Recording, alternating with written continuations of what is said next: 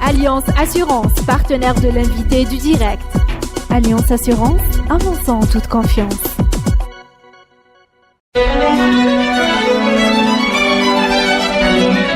Pour bien s'entendre, il faut bien s'écouter. Rendez-vous sur M, la petite radio du Grand Maghreb.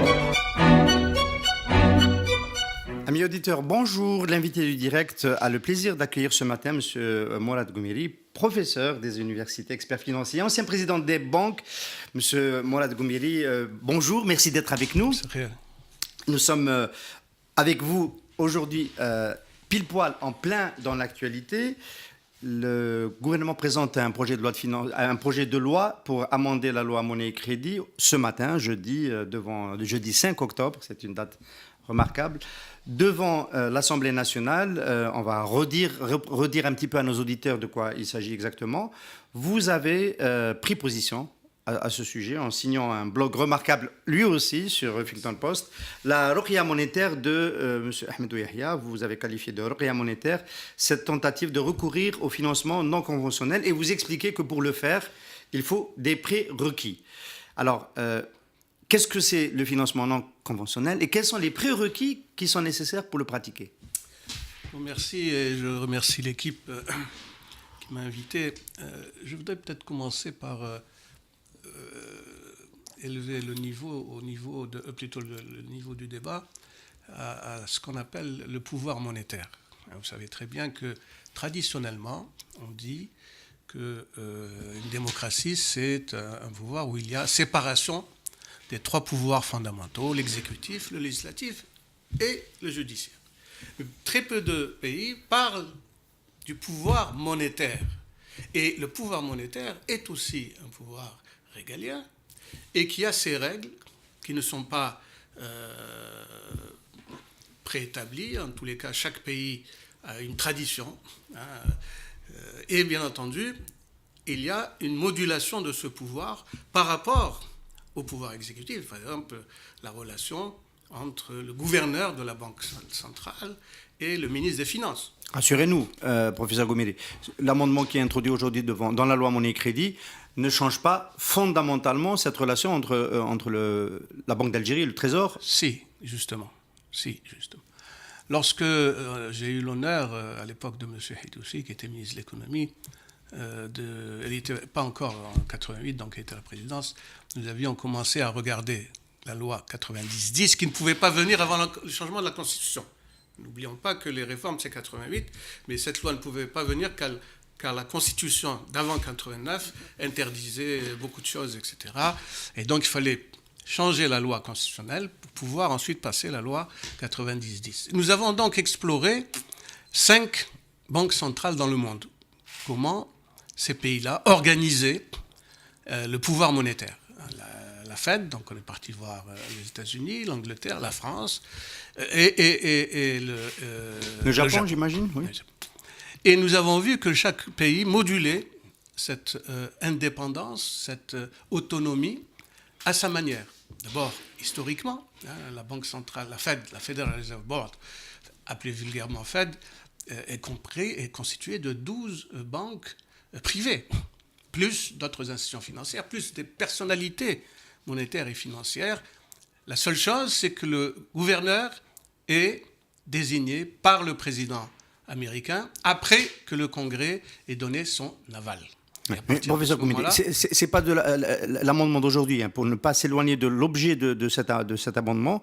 Il ne touche pas au mécanisme de nomination et à l'architecture de la Banque d'Algérie. Il touche à cette possibilité qui était verrouillée dans la loi 90, dans la loi monnaie crédit, qui a été concoctée donc de l'époque dont vous parlez, et qui empêchait la Banque d'Algérie d'avancer de l'argent au Trésor n'importe comment. C'est-à-dire il y avait un plafonnement des avances et il n'y avait pas de possibilité d'acheter du papier, ce dont il s'agit aujourd'hui, du papier émis par le Trésor à n'importe quelle condition, d'acheter des créances qui sont peut-être des créances qui sera difficile de recouvrir. La loi a plus de 300 articles, plus une cinquantaine de décrets, plus une centaine d'avis. Donc c'est tout ce bloc-là qui fait partie de la loi.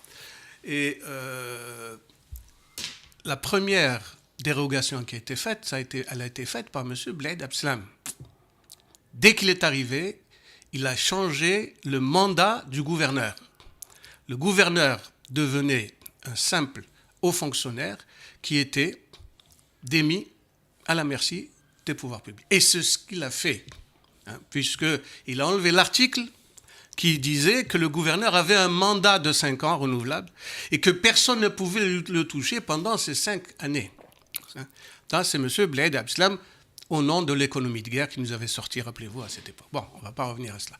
Il y a eu d'autres amendements. Et au fur et à mesure qu'on a amendé cette loi, c'est justement pour grignoter cet espace d'autonomisation de l'institution financière, de cette institution bancaire, vis-à-vis des autres pouvoirs. Et là, on l'achève, puisqu'on est en train de toucher aux relations qu'on avait mises en place entre, d'une part, la Banque d'Algérie, puisque maintenant elle s'appelle la Banque d'Algérie, et d'autre part, le Trésor public. Ces relations existaient. Les avances au Trésor public ont toujours existé, mais elles étaient contrôlées. C'est-à-dire qu'elles ne pouvaient pas au-delà d'eux. Et on avait mis des règles strictes. C'était 10% des recettes de l'année N-1 avérées, non pas prévisionnelles. Le budget que vous avez aujourd'hui, c'est un budget prévisionnel. C'est une prévision de recettes et une prévision de dépenses. Et normalement, on a créé la loi sur la loi des finances, la reddition des comptes publics, ce que confond le Premier ministre actuellement, qui ne sait plus ce que c'est que les finances publiques et les finances économiques, si je peux me permettre. Cette relation, elle est inscrite dans le marbre, quel que soit X. C'est-à-dire qu'en fait, la Banque d'Algérie disait, moi, voilà ce que je peux faire. Pour le reste, il vous appartient, vous, en tant que ministre, Premier ministre, président, tout ce que vous voulez, de faire les arbitrages dans la relation qu'il y a entre les recettes et les dépenses de l'État. Tout le problème est donc politique, il n'est pas économique. Vous avez, M. Khaled Hassan, un foyer qui a des ressources. Si ce foyer qui a des ressources ne fait pas la différence entre ses recettes et ses dépenses, vous avez 3 cas. Ou bien les recettes sont supérieures aux dépenses. Contrairement à ce qu'on pense, c'est très mauvais, parce que c'est de l'argent qui dort. Ou bien, vous avez des recettes inférieures aux dépenses, donc là, vous avez ce qu'on appelle un déficit, et là, il va bien falloir trouver l'argent pour le couvrir.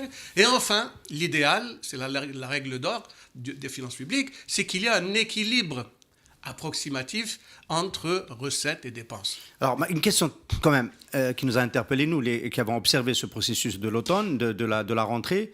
Pourquoi le gouvernement pris aux abois, parce qu'il n'arrivait pas à boucler son budget déjà de 2017, le déficit était bien supérieur à ce qui était prévu, et l'opération de 2016-2017, l'emprunt national, visiblement, n'a pas permis de couvrir ce déficit, la fin du RFR non plus. Ma question, c'est pourquoi on n'a pas recouru tout simplement au déplafonnement de cette règle des 10% qui aurait permis de financer le déficit sans que... On a recouru à un système un peu plus sophistiqué, c'est ce qu'on appelle le financement non conventionnel, qui est la possibilité pour la Banque d'Algérie d'acheter, il n'y a pas de plafond d'ailleurs, c'est pas chiffré, pendant 5 ans, d'acheter des émissions du Trésor.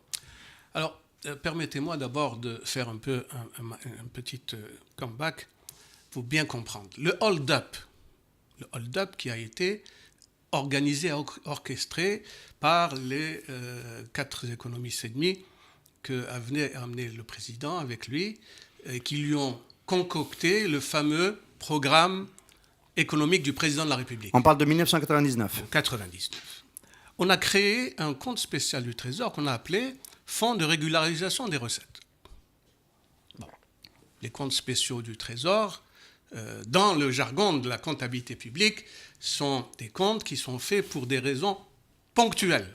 Par exemple, je me souviens, quand j'étais jeune inspecteur général des finances au cabinet de Hadj Allah, on avait créé un compte spécial après le tremblement de terre d'Al-Asnam. Donc il fallait mettre une somme d'argent et pouvoir la dépenser d'une manière très rapide pour subvenir à cette catastrophe naturelle. Donc les comptes spéciaux du Trésor ont cette vocation pour être en face d'un élément imprévisible, Et ils sont exceptionnel. supposés être sous le contrôle de la législation, Et ils sont des législateurs, Tout à c'est-à-dire fait. de l'Assemblée, ce qui n'était pas le cas du FRR. Alors, Mais- le FFR, qu'est-ce qu'il a fait? Il a fait qu'on a usurpé le pouvoir législatif. Comment on a fait? En calculant les recettes, essentiellement celles pétrolières, sur la base de $19 le baril. Quand vous allez à l'Assemblée nationale, vous présentez un budget des recettes et des dépenses, mais les recettes sont calculées sur un baril à $19, alors qu'il a atteint à un moment donné $140 le baril. Tout ça, on avait très bien compris qu'il y avait une éviction d'une partie des recettes qui était gérée directement de manière discrétionnaire par l'exécutif. Alors, elle était gérée par On décret. était en dehors de la Constitution pendant toutes ces années. Mais ma question, professeur Goumeli, c'est par rapport à ce que fait aujourd'hui le gouvernement. En quoi est-ce que c'est une ruqya? En quoi est-ce le recours à est-ce que c'est pas une solution finalement, comme l'a soutenu le Premier ministre devant les députés, comme l'a soutenu ici l'ancien ministre des Finances, M. Abdelrahman Ben Khelfa, qui est passé la semaine dernière chez nous pour nous dire c'est pas un mécanisme dangereux parce que ça va permettre surtout à soutenir l'activité de l'investissement et ça ne va pas aller à la demande finale et ça ne va pas créer de l'hyperinflation comme l'ont laissé entendre certains économistes. Écoutez, bon, d'abord, moi je suis économiste, je ne suis pas ni sahar ni ghzan et je ne prévois pas à l'avenir. J'ai mis le terme ruqya justement. Il faut toujours mettre un point d'humour, hein, sinon on deviendrait. On tomberait dans notre propre jeu. Hein. Quelqu'un qui n'a pas d'humour, c'est quelqu'un qui commence à être proche de l'hôpital psychiatrique. On en aura besoin dans les années qui viennent. On en aura besoin. Donc, la ruqya, c'est quoi? D'abord, c'est un phénomène sociologique qui est apparu dans les hôpitaux. Hein. C'est de prétendre soigner un cancer avec une aspirine ou avec un verre d'eau, avec un truc comme ça. Voilà un peu l'image. Mais moi, je ne pensais pas pouvoir la trouver un jour dans le domaine économique. C'est pour ça que j'ai dit la ruqya monétaire. Parce que si c'était aussi simple que cela, hein, qu'on pouvait régler les problèmes de déséquilibre et de déficit budgétaire par l'émission de l'injection de signes monétaires, mais tout le monde l'aurait fait. Tout le monde l'aurait fait. Pourquoi avoir attendu aujourd'hui? Tout le monde ne le fait pas parce que vous dites, professeur Goumeli, qu'il faut des prérequis. Quels sont-ils ces prérequis? Bien entendu, il faut des prérequis. D'abord, nous parlons de quoi? On parle de la politique monétaire. La politique monétaire, il y a des instruments connus et reconnus dans le monde. On vient de les découvrir en Algérie. Mais ça existe dans tous les pays du monde. Par exemple, il y a un indice qu'on calcule tout le temps qui s'appelle la liquidité de l'économie, le taux de liquidité de l'économie. C'est l'évaluation de M2. M1, M2, M3 divisé par le PIB. Masse monétaire, hein, pour nos amis auditeurs. Masse monétaire divisé par le pays, ça vous donne un taux de liquidité. Est-ce qu'il y a trop de liquidité ou pas assez de liquidité? Ensuite, les instruments de politique monétaire, ils existent. Vous avez par exemple le taux de réescompte, que la Banque centrale peut augmenter ou diminuer en fonction des besoins de l'économie. Ce sont des instruments qui ont été utilisés. On va rappeler à nos amis auditeurs que le taux obligatoire de réserve a été abaissé de 12% à 4% en 2 temps, en passant par 8%. Et le taux de réescompte également a bougé pour permettre une plus grande liquidité. Mais donc, ça n'a pas suffi. Visiblement, ça n'a pas suffi. Le problème, il est là. Le problème, c'est que les instruments monétaires existent, mais que ces instruments monétaires seuls ne peuvent pas régler le problème. Ne peuvent pas régler le problème. Pourquoi? Parce qu'ils doivent être en bonne intelligence, ils doivent être en harmonie, ils doivent être en cohérence avec les autres instruments économiques, c'est-à-dire une politique budgétaire. Alors, quand on dit politique budgétaire, on est en plein cœur du débat. Hein? La rationalisation des choix budgétaires, c'est un thème récurrent, mais en fait, de rationalisation, on n'en voit pas. Vous savez comment on juge les walis actuellement? On juge les walis en fonction du niveau de consommation des crédits qui leur sont alloués. C'est quand même extraordinaire. Hein? Plus vous consommez de crédits, mieux on vous considère. Alors que ce n'est pas forcément le cas. Hein?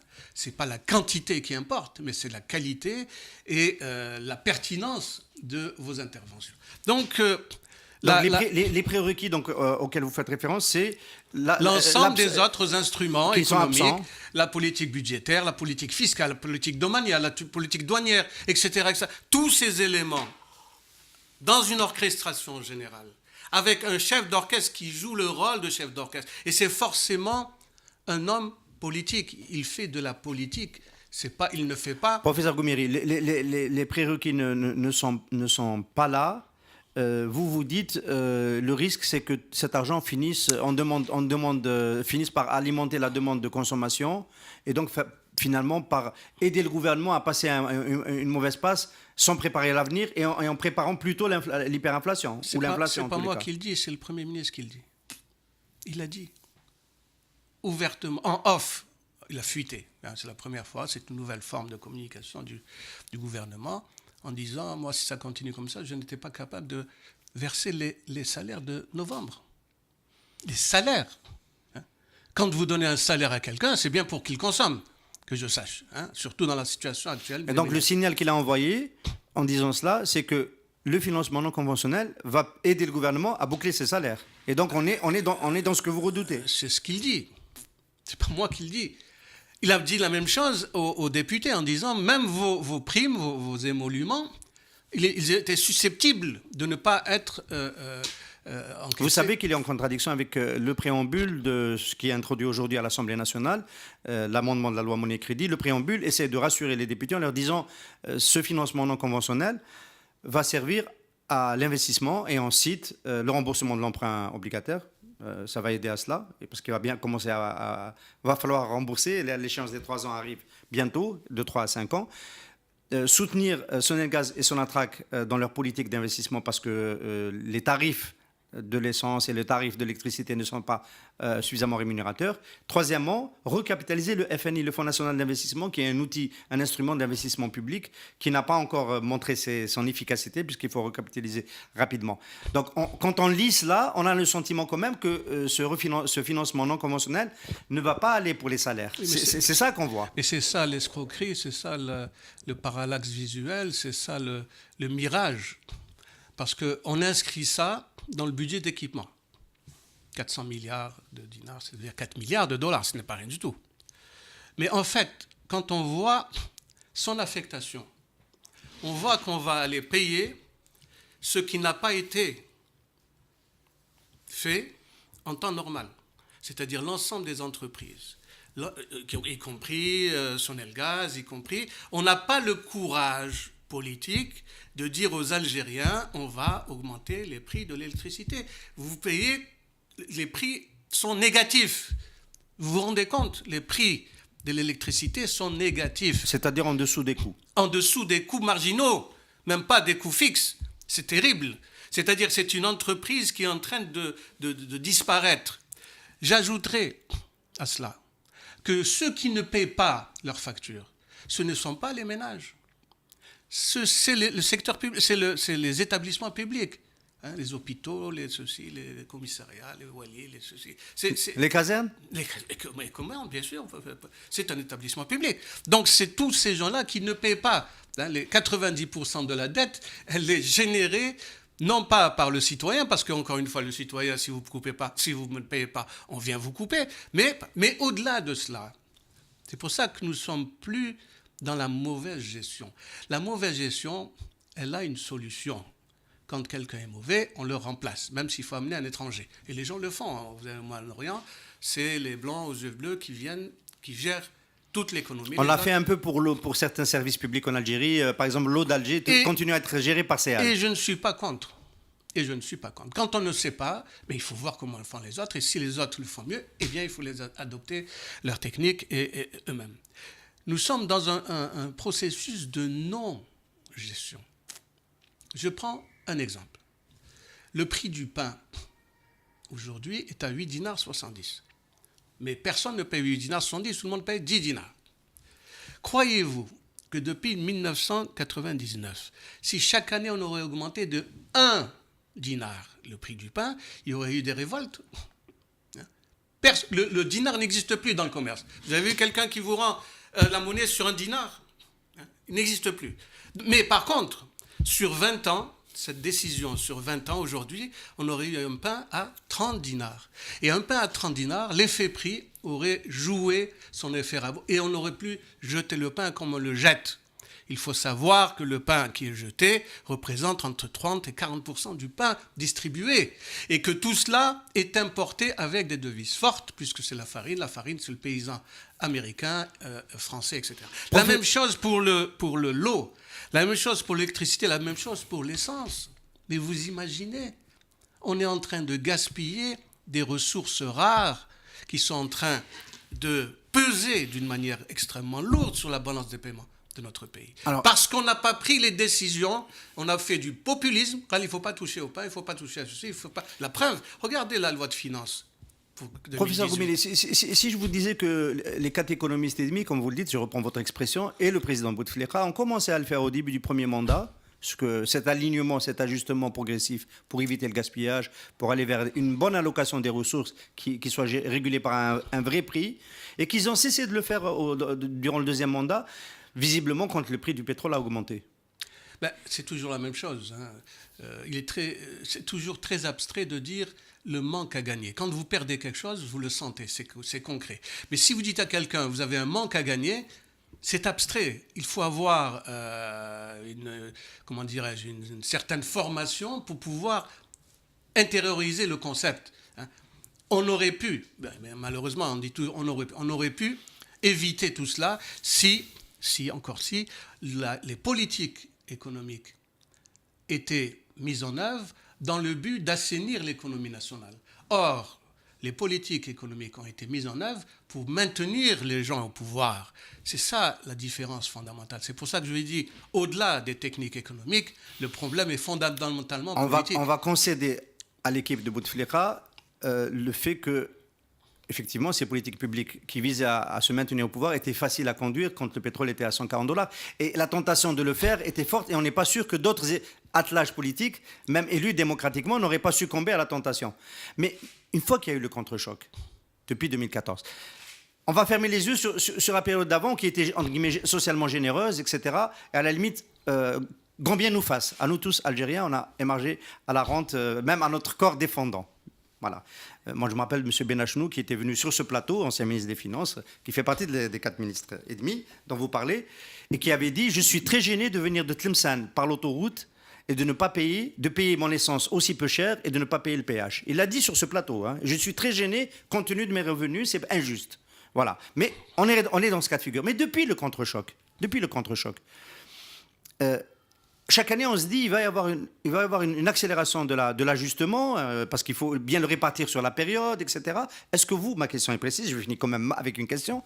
La loi de finances de 2000, le projet de loi, on commence à en avoir les contours. Hier, le Conseil des ministres a communiqué là-dessus. Est-ce que vous considérez qu'il est au niveau des enjeux et avec ce rebond, par exemple, du budget de l'équipement, est-ce que ce sont les bonnes réponses que les finances publiques apportent à la situation ? Écoutez, moi, quand on me dit... le problème, c'est les prix du pétrole. Je démontre que ce n'est pas du tout cela. Si tel était le cas, quand on avait $140 le baril, on aurait eu des taux de croissance à 2 pieds, ou même plus, comme la Chine.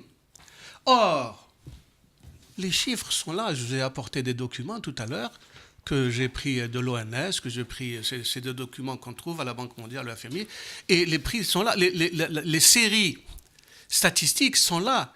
Elles montrent que le taux de croissance a été mou, c'est le moindre mot, mais qui n'a pas surtout été en fonction des ressources énormes qu'a engrangé le pays. Donc ce n'est pas les prix du pétrole. Alors là, vous apportez de l'eau au moulin du gouvernement, parce que là, vous dites on peut faire c'est déconnecté. Les revenus de l'État peuvent être relativement déconnectés de la vigueur de la croissance.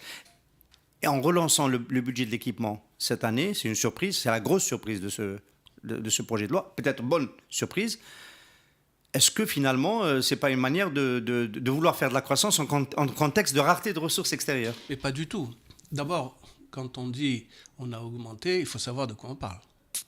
On a réservé des ressources qu'on a inscrites au budget d'équipement de l'État, mais en fait, ces ressources sont des ressources qui vont payer ce que l'État n'a pas payé. Donc vous ajoutez aucun projet, vous ne faites aucune croissance, vous payez... C'est du RAR financier. Pratiquement. Vous payez ceux que vous n'avez pas payés. Je vous signale que certaines entreprises nous ont attaqués en justice et qu'elles ont eu gain de cause. C'est-à-dire qu'on va payer les indemnités parce que vous avez arrêté les chantiers, etc., etc., etc. Bon, ça c'est un aspect. Mais cet argent-là est faussement dans le budget d'équipement. Parce que lorsque vous allez payer ces entreprises, notamment dans les travaux publics, c'est là où il y a le plus d'arriérés. Qu'est-ce que va faire l'entreprise? Elle va commencer par payer les ouvriers, les travailleurs de l'entreprise qui sont exempts. Donc, cette somme qui normalement aurait dû aller vers l'investissement, entre guillemets comme on dit, va aller directement vers la consommation à travers les entreprises qui n'ont pas été payées dans les différents chantiers qu'on a ouverts et qu'on n'arrive pas à fermer. Voilà la rassurez-nous, professeur, vous n'êtes quand même pas contre cette mesure parce qu'elle peut permettre à des entreprises qui risquaient de disparaître de rester en activité et de peut-être finir des chantiers qui sont en suspens. Il ne s'agit pas d'être pour ou contre. Voilà, ce n'est pas un tribunal où quelqu'un juge quelqu'un d'autre. Moi, j'essaie d'apprécier les cohérences. En économie, si vous n'êtes pas cohérent, vous pouvez tout faire. Tout faire, tout est ouvert. Vous pouvez dire, on augmente les salaires, comme on l'a fait. On a distribué des salaires. Rappelez-vous, on a distribué des salaires sans contrepartie réelle pour calmer la rue. Professeur Goumili, vous dites, alors, pour que nos auditeurs comprennent bien, l'annonce du rebond du budget de l'équipement dans la loi de finances 2018 c'est une fausse hausse. C'est un leurre. C'est un leurre grave. Pourquoi? Parce qu'on est en train d'abrutir les gens. On est en train d'abrutir les gens. Vous avez le feu. Vous avez le feu à côté. Vous êtes en train de dire non, c'est à côté. Moi, je me rappelle d'un Premier ministre qui a dit l'Algérie ne sera pas touchée par la crise financière internationale. Quelques jours après, nous sommes le 5 octobre, nous avons eu le 5 octobre. Et ce ministre est connu, je préfère ne pas le citer, mais malheureusement, j'ai travaillé avec lui pendant 5 ans au Premier ministère, et ça, c'est quelque chose qui me colle. Moi, j'ai vécu la crise de 86-87. J'ai vécu cette crise où nous étions en cessation de paiement. La Banque centrale n'arrivait plus à honorer ses dettes. Vous croyez que le FMI est venu parce qu'il a voulu venir? C'est nous qui sommes partis le voir et frapper à sa porte en lui disant on n'est plus capable d'assurer le minimum. C'est-à-dire que pratiquement les 10 milliards de recettes que nous avions en hydrocarbures allaient pour payer le service de la dette et l'annuité. Donc, il ne nous restait plus rien. Professeur Goumiri, on n'est pas dans cette cas de figure, Dieu merci. Il y a 97 milliards de réserves de change à la fin de l'année, nous dit-on. Est-ce que vous pensez que la loi de finances de 2018 nous permet est-ce qu'on a encore le temps de développer la cohérence dont vous parlez, la cohérence des politiques publiques, des réformes qui permettent d'aller vers l'équilibre? Non, il ne faut pas quand même, il faut pas faire demander à ce gouvernement ce qu'il ne peut pas faire d'une année. Oui, non, mais il faut être sérieux. Par contre, je remarque que c'est toujours les mêmes. Donc, ce gouvernement a des ministres et des premiers ministres qui ont été, qui sont repartis, qui sont revenus, etc., etc. Donc, c'est pratiquement toujours la même logique. Et moi, finalement, ce qui m'intéresse n'est pas tant les personnes, parce que d'autres personnes seraient venues et auraient fait la même politique, on aurait abouti à la même chose. Moi, ce qui m'intéresse, on parle de l'évaluation des politiques publiques. Vous savez qu'au CNES, à l'époque de Montori, on avait une commission de l'évaluation. Moi, j'étais président de la commission économique, il y avait une commission, et on commençait à faire, les archives sont là. Complètement. Les archives sont là. Moi, je ne raconte pas des salades. Vous pouvez aller à la bibliothèque du CNES et vous allez voir, secteur par secteur, les rapports d'évaluation. Les rapports d'évaluation des politiques publiques, avec des recommandations. Bon, on nous disait nous étions des contre-révolutionnaires à l'époque. D'ailleurs, c'est pour ça que Montori a sauté, et c'est pour ça qu'on a ramené M. Babès, feu M. Babès, et qui a complètement verrouillé le CNES. Je m'excuse de le dire aujourd'hui, qu'il est mort, mais moi je l'ai dit, quand il était puissant et vivant. Il m'a appelé, il m'a dit voilà ce qu'on doit faire, etc. Non, moi je ne marche pas. Le CNES, c'est un instrument d'évaluation et de proposition. Professeur Goumiri, on va supposer que le CNES a toujours une commission d'évaluation et on va supposer qu'il y a des possibilités, parce qu'on arrive quand même sur des grandes échéances électorales où il y a des partis politiques qui sont demandeurs de programmes. Comment faire face au contre-choc? Comment faire face? La première urgence, j'imagine, pour quelqu'un qui arrive aux affaires, la première urgence, c'est déjà de faire face au déficit de 2018 et de 2019. Alors vous dites, le financement non conventionnel, c'est pas la panacée. Vous expliquez qu'il faut des prérequis et que donc c'est un choix qui peut être périlleux parce qu'il n'y a pas une cohérence globale. Les autres moyens de financer le déficit qui peuvent exister aujourd'hui, ça serait quoi? Écoutez, on ne va pas rentrer dans la cuisine des recettes. Voilà, parce que je peux sortir des tas de... Le problème n'est pas là. Le problème, vous avez, je vous ai donné tout à l'heure un document, l'ensemble des recettes et des dépenses de l'État depuis 2013 à aujourd'hui, à juin 2017. Ça, c'est le Trésor public qui les sort. Donc les chiffres sont clairs. Ce n'est pas quelque chose de nouveau. Depuis 2013, on avait un déficit budgétaire de 2 000 milliards. 2128. Ce n'est pas quelque chose de nouveau. Bon. Tant qu'on avait cette manne du FRR, on puisait. On puisait, et personne ne trouvait rien à redire. C'est-à-dire que vous voyez le séisme venir sur vous, mais vous dites non. D'ailleurs, les discours de tous les premiers ministres, mais vous ne vous souvenez pas, on n'a pas de crise, c'est faux. On nous traitait de mercenaires. Ceux qui disaient attention, on va avoir... Bon. Professeur, donc, je vais poser ma question autrement parce que je veux une réponse. Oui. Je vais la poser autrement. Alors non, mais je réponds à vos questions. Que faire? Oui, c'était ça. Que faire? Je vous ai dit, mettez-vous dans la peau d'un ménage. Vous avez des recettes, vous avez des dépenses. Eh bien, la règle d'or, c'est que vos dépenses soient au moins égales à vos recettes.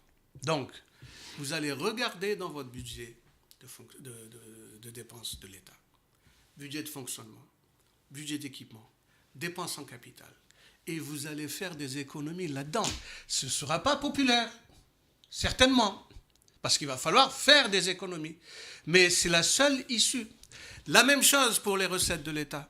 Vous avez les recettes qu'on appelle ordinaires, on laisse les recettes pétrolières, et vous allez regarder là-dedans qui ne paye pas l'impôt.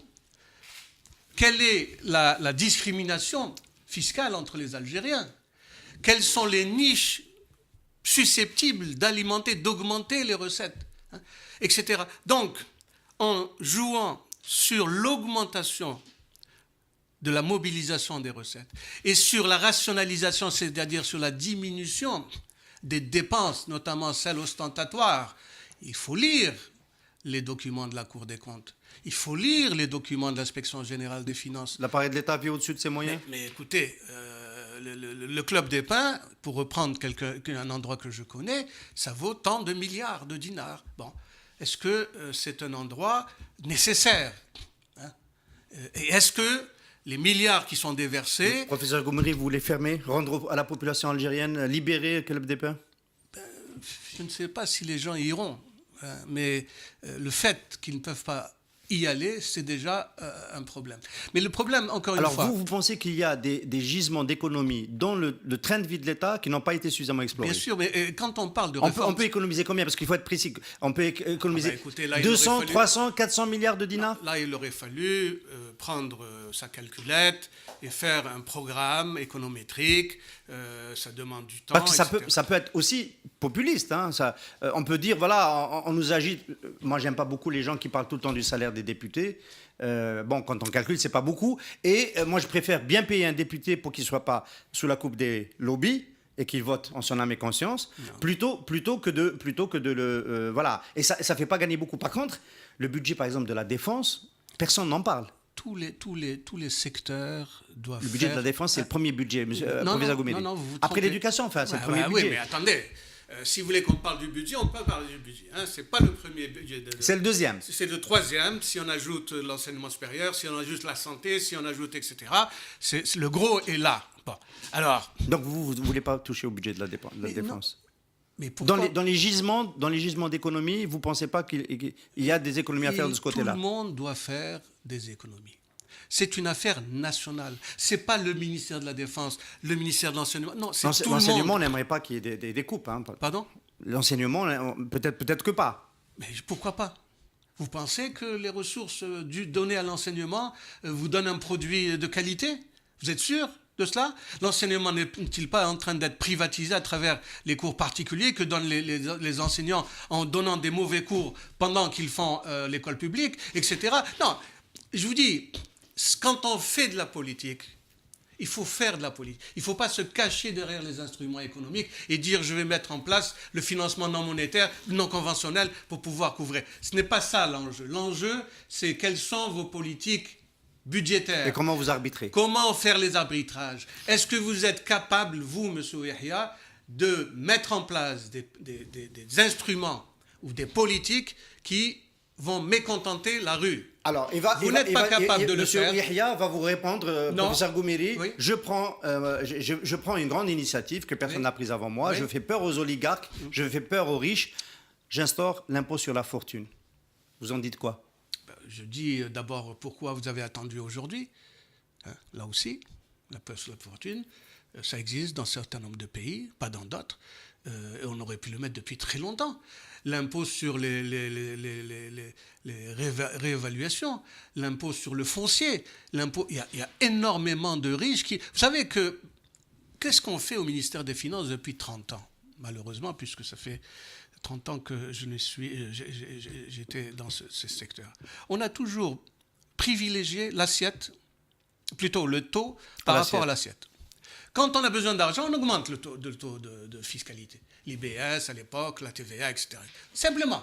Mais quand il s'agit d'élargir l'assiette, c'est-à-dire qu'en fait, faire entrer le marché informel, la politique de l'informel aujourd'hui est arrivée jusqu'à ce que l'informel aujourd'hui influe sur le politique. Les décisions politiques ne sont pas prises aujourd'hui par les institutions publiques, elles sont prises par l'informel qui impose ses prix, qui impose ses coûts, qui impose son langage. On a créé des mots, shkara, etc.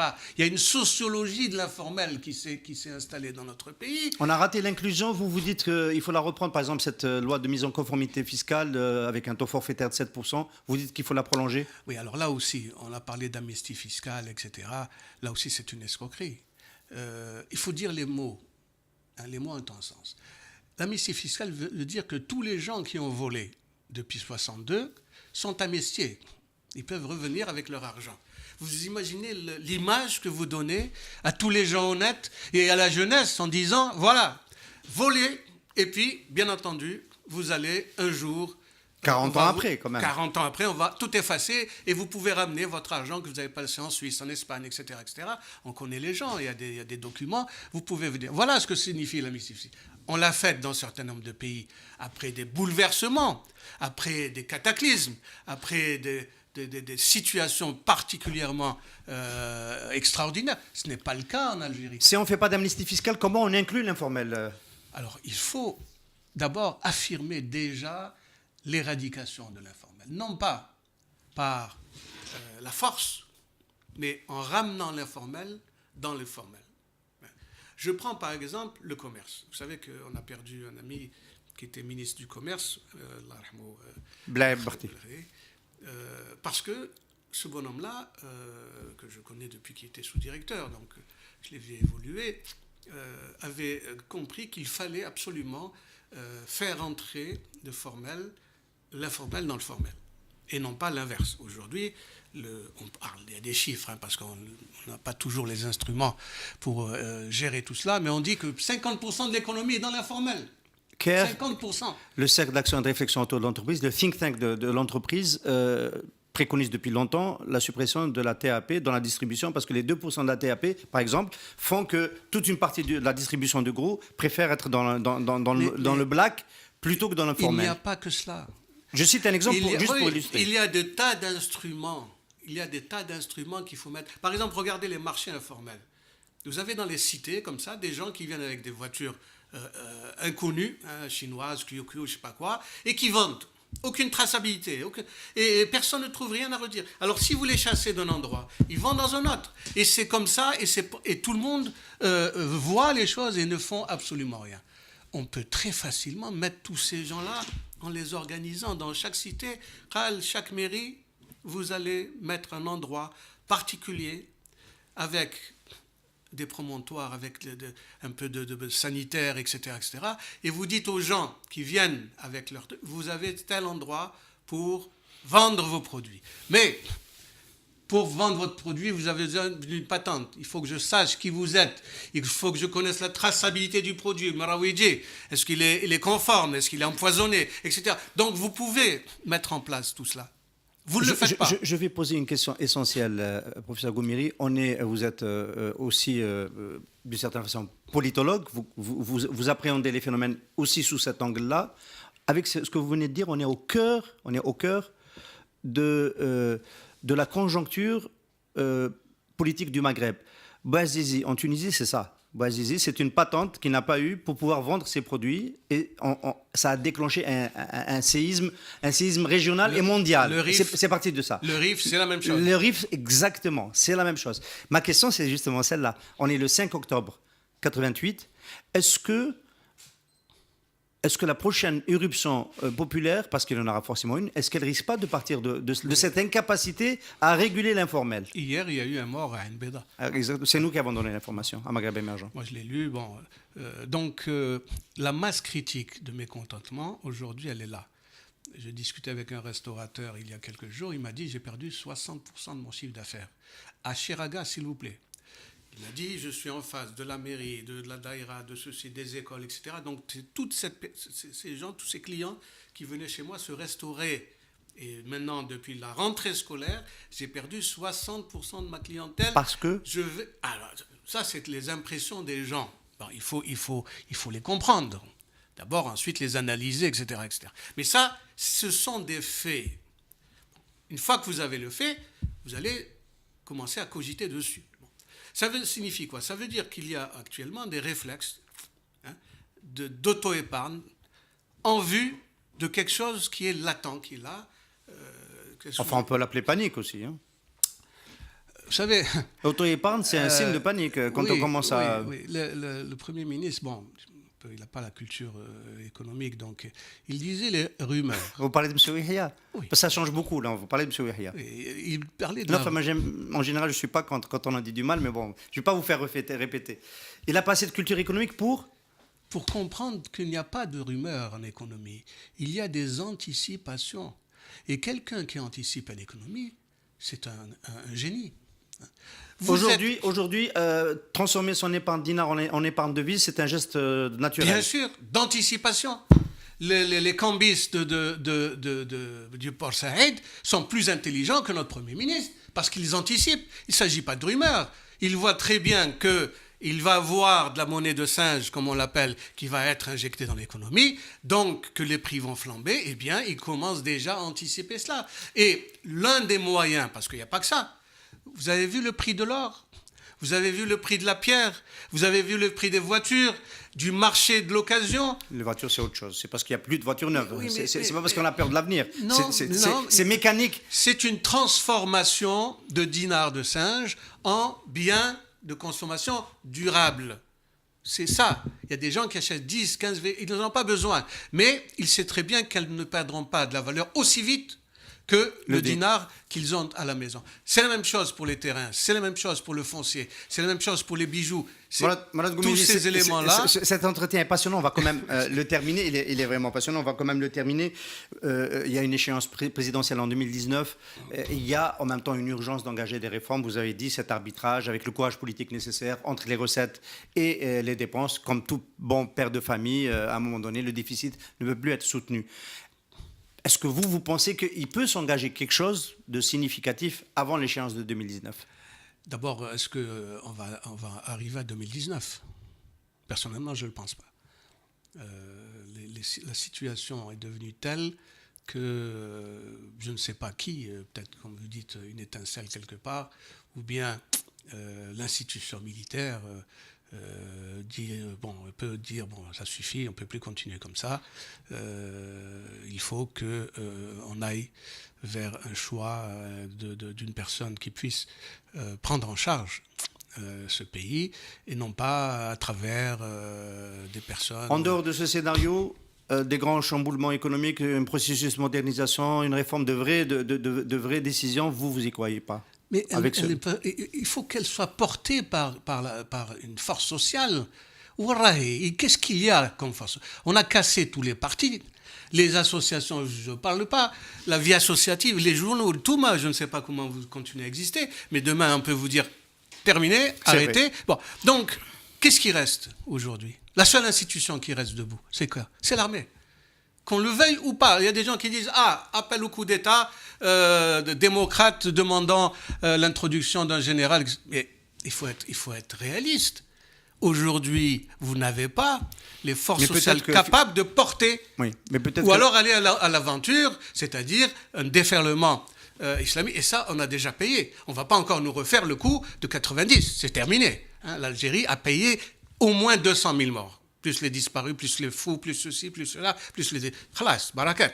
Les gens disent barakat, comme en 62. Mais si ce scénario n'est pas arrivé et n'arrive pas, c'est peut-être parce que finalement, tout compte fait, la situation n'est pas aussi dégradée que ça. On préfère encore voir venir. C'est peut-être un peu ça l'explication. Mais je suis en train, depuis tout à l'heure, de vous dire qu'on a tout fait hein, dans le populisme pour qu'on puisse se maintenir au pouvoir. Non pas pour assainir l'économie, pour se maintenir au pouvoir. Si le maintien au pouvoir nécessite qu'on donne de l'essence gratuitement, eh bien on donnera de l'essence gratuitement. Si le pain doit être un don, si le bac, on doit le donner, on distribue à la naissance, quand un Algérien naît, on lui donne le baccalauréat, eh bien on le fera. Donc les visions ne sont pas les mêmes. Il y a une vision qui est l'assainissement de l'économie, la construction d'une économie. Et la deuxième vision, c'est celle de se maintenir coûte que coûte au pouvoir. À partir de là, tous ces éléments ne se rencontrent pas. Professeur Goumiri, merci beaucoup d'avoir été notre invité. C'est moi qui vous remercie. Je m'excuse d'avoir été importé. Si j'ai gratiné... Ça convenait au propos. Merci. Alliance Assurance, partenaire de l'invité du direct. Alliance Assurance, avançant en toute confiance.